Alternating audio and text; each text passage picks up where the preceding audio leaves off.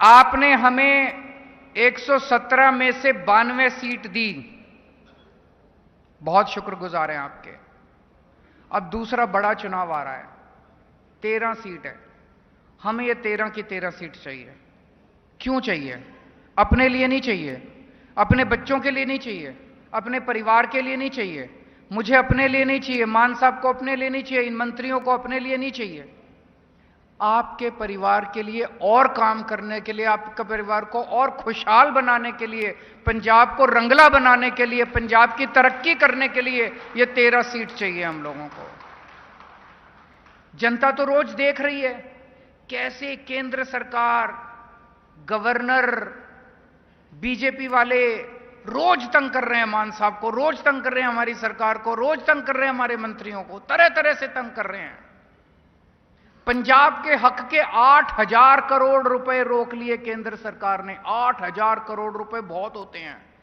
कितने स्कूल बन जाते, कितनी सड़कें बन जाती, कितने अस्पताल बन जाते, कितने मोहल्ला क्लिनिक बन जाते। इतना काम कर लेते हैं हम 8,000 करोड़ से। जो काम करते हैं गवर्नर उस काम में टांग अड़ा रहा है, हर काम में टांग अड़ा रहा है। 26 जनवरी को पंजाब की जनता अपनी झांकियां निकालनी चाहती थी। दिल्ली के अंदर झांकी निकलती है, 26 जनवरी को पंजाब की भी झांकी निकलनी चाहिए थी। पंजाब ने अपनी झांकी बना के भेजी। उस झांकी में सरदार भगत सिंह थे, उस झांकी में करतार सिंह सराभा थे, उस झांकी पे लाला लाजपत राय थे। जितने पंजाब के स्वतंत्रता सेनानी हुए उन सब की कहानियां थी उस झांकी में। जब केंद्र सरकार के पास पंजाब की झांकी गई तो केंद्र सरकार ने इनको चिट्ठी लिख के भेजी, पंजाब की झांकी रिजेक्ट की जाती है।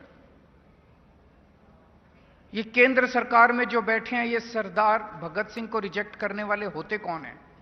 ये केंद्र सरकार में जो बैठे हैं ये करतार सिंह सराभा को रिजेक्ट करने वाले होते कौन हैं? ये लाला लाजपत राय को रिजेक्ट करने वाले होते कौन हैं? इन्होंने पंजाब की झांकियां रिजेक्ट कर दी। अब ये पंजाब के अंदर सरकार गिराने के लिए रोज एमएलए को, कभी किसी एमएलए को अप्रोच करते हैं, सरकार गिराना चाहते हैं जो पंजाब के लोगों की। इससे लड़ने के लिए आज अकेला भगवंत मान आपके लिए लड़ रहा है। भगवंत मान केंद्र सरकार से लड़ रहा है, इन बीजेपी वालों से लड़ रहा है, गवर्नर से लड़ रहा है।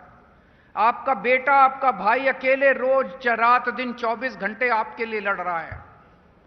आप इसको अकेला छोड़ दोगे? इसका साथ नहीं दोगे? आज अगर आप 13-0 से इनको हरा दो, 13 की 13 सीटें इसको दे दो, तो ये 13 हाथ बनेंगे भगवंत मान के। ये 13 हाथ बन के दिल्ली के अंदर जाके बीजेपी से लड़ेंगे और केंद्र सरकार से लड़ेंगे।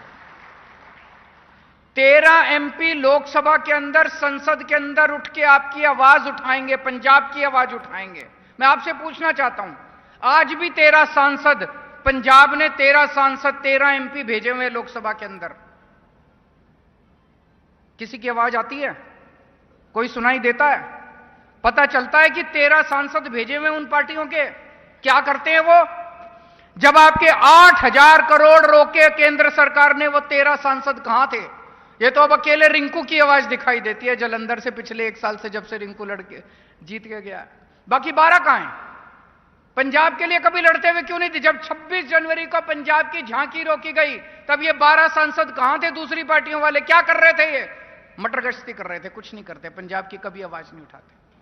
आप अगर 13 सांसद आम आदमी पार्टी के जिता के भेजोगे, ये 13 के 13 लोकसभा में भी आवाज उठाएंगे।